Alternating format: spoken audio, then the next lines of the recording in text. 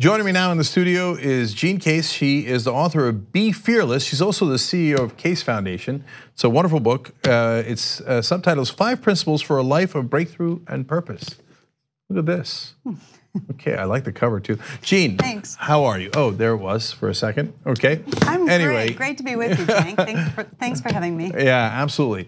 So, look, you're first female chairman of the National Geographic Society, and you've done 1,000 other things, including being on the board of Accelerate Brain Cancer Cure and all these wonderful things in the world. And then you decided to write this book. I did. So, obviously, I'm dying to know what the 5 principles are. Sure. So, quick summary, and then we'll dive into some of the details. Sure, well, let me give you just a little bit of a backdrop on why the book. The book is called Be Fearless, but it's really intended to be a message that recognizes that everyone faces fear.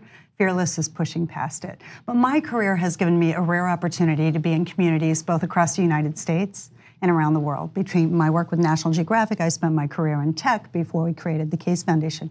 And I saw one thing, Cenk, everywhere I went, people have ideas about how to make the world better, but sometimes they get really caught up in either fear or this concern that it can't be me or I'm not the one, that they think they need something special like genius or graduating from the right school. So at the Case Foundation, we undertook some research just a few years back, and we uncovered these 5 principles that are present wherever transformational change takes place.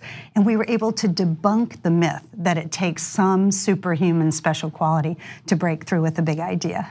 You know, it's funny because we were just talking about it on the show yesterday. So we do a post game that's just for our members, and where we talk about our personal lives more.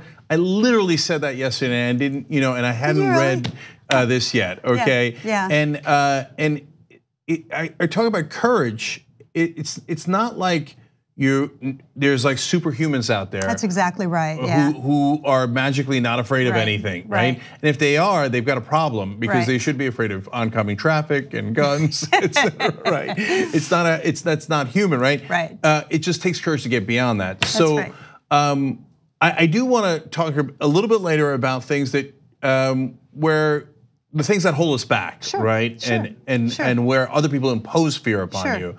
But generally speaking, the really successful people that you talk to that got past that and became fearless, what was the tricks of the trade? Sure, well, what I try to do is take the reader kind of behind the curtains of success stories. Many they will know, many they will not. And there's a chapter in there called Fail in the Footsteps of Giants, where I take well-known success stories that people are pretty familiar with, but what they don't know is sort of the road of fear and failure that led to the success. And really, it's a storytelling book. I do talk about the 5 principles, and I'm happy to go through them with you, but I try to bring them to life through these stories that I tell. So Oprah Winfrey, fired from her job as a newscaster, told she just wasn't right for television. Steven Spielberg wasn't accepted into film school, right? Imagine that. Michael Jordan got cut from his high school basketball team and went home and cried in the closet. So the idea is anybody we look at that we define as successful or that has broken through, it's easy for their stories to get sanitized, and we think, oh, they never had any challenges or problems. So particularly if someone's trying to take forward their own idea, they need to know actually those failure moments might be the most important moment to pay attention. It can vault them, it can teach them, it can help them apply the lessons and perfect the idea going forward. Is the idea that one, of course, don't get discouraged by failure, but most importantly, learn from failure? Learn from failure. So the 5 principles quickly. The first one is we say make a big bet. Make big bets and make history.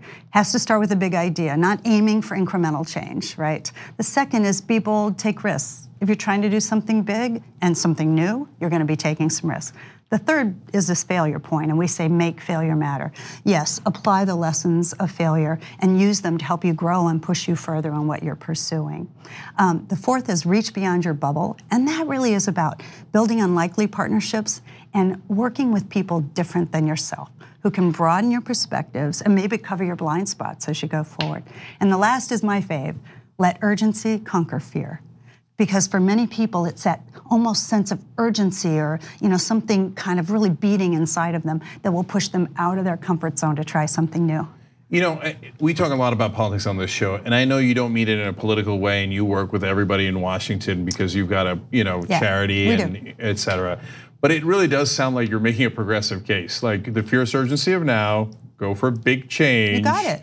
Yes, I quote Martin Luther King in the urgency because he said we can't take that tranquilizing drug of gradualism, right? That's when he talked about the fierce urgency of now. This is why I love the book. I mean, these are all things I say on the show all the time, right? And so I did that quote 2 days ago on the show. Yeah, of course, for Martin Luther King Day, probably, right? Yeah, and on that day as well, and I repeated it again a couple of days ago. So now, one of the things that I want to talk about, though, is the folks that instill fear in you, and it's not a black and white world, and they don't mean anything bad by it 9 out of 10 times.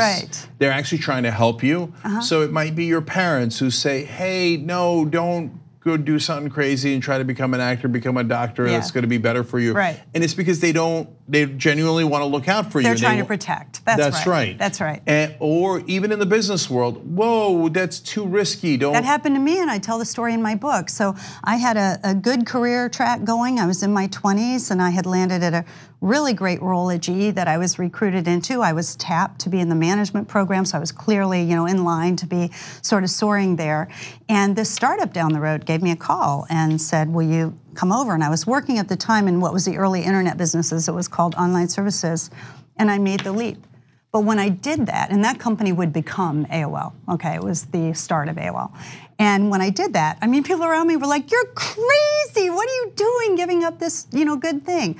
But I felt like it was worth giving up a good thing really to pursue a great thing, which I knew, I believed in the promise of AOL to democratize ideas and access to communication and information.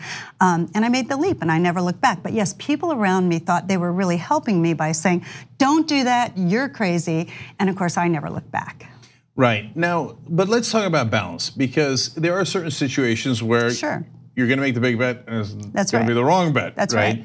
And by the way, that will have consequences for other people. So I made a big bet in my life to stop being a lawyer and do this instead, do media instead. And that's a big bet. Yeah, and it had consequences for my dad, who had to deal with me coming back home all the time and having to put up with me. And so there is a little bit of, and my friends challenged me on this. Are you being selfish by taking that big bet? Because it does have consequences for people around you. How do you address that? Well, I address it in the book, particularly in the risks section in the book, and I try to use tips and techniques for how to assess the risk you're gonna take. Is it reckless? Is it measured? And have you understood the risk of not taking the risk? Are you ready to not take the risk and live with that consequence the rest of your life? So in your case, you had a really great opportunity that you were chasing. And chances are, if you hadn't done that, later you might look back and say, what have I done? So some of this is just reflecting on the risk of not taking the risk, but also understanding this reckless versus measured risk. Yeah. And it's different for everyone, right? If you're working 2 jobs, you can't just up and quit and go try something new. You're gonna have to find a way to work that into your life, make small steps towards your big idea. Yeah, that's exactly right. And one other thing that that's why, again, I like the book so much, is that we talk about on the show all the time, is that, look, there are consequences to taking risk. But there's also great reward if you find the thing that you love. Oh, come on, there's change the world kind of stuff. So the first story I tell in the book, the first chapter is called Start Right Where You Are, with the idea that no matter who you are or what you have something that you can use to start taking your idea forward. Sole practitioner in mental health, Dr. Barbara Van Dalen out of DC, she only has an answering machine. She doesn't even have an assistant. She starts seeing military families during the peak of the war who needed a lot of extra mental health support. She gives 1 hour a week pro bono. She realizes, wow, I'm gonna ask some of my friends, so she has her friends. Then she realizes this should be a national movement. And she creates something called Give an Hour. And she gets thousands and thousands of doctors from around the country to join her. Today, over $25 million in free mental health care for our military families has been given through Give an Hour. It's a great example of someone who just started right where she was without a lot of resources and went for it. The book is a story of ordinary people who do extraordinary things. Yeah, and so the point I really want to drive home is you don't have to be superhuman. You don't have to not have any fear to begin with, but also Look, Alexandria Ocasio-Cortez, she's a candidate we supported, and I helped found Just Democrats, which found her, et cetera. And now in hindsight, it seems like, well, she's a superstar. Right. Everybody knew it. Nobody knows that hard climb to get there, right? Right. But she actually took a risk, and she had to believe in herself. Remember, she was an activist, but she was also a bartender because she needed to work. Right. And so I remember the early days when no one believed in her. Right. So you've got to at least have enough courage, even when everyone around you doubts, to believe in yourself. Well, you know what I like to say is there's a lot of people that might count you out, no matter who you are. I mean, it's happened to me. It's probably happened to you. Don't be someone to count yourself out. Like, the book really is a clarion call. There's never been a better time to innovate and think about how to go forward with new ideas. We need all the ideas and all the people on the field trying to make the world a better place. And it's really a playbook to help them get started.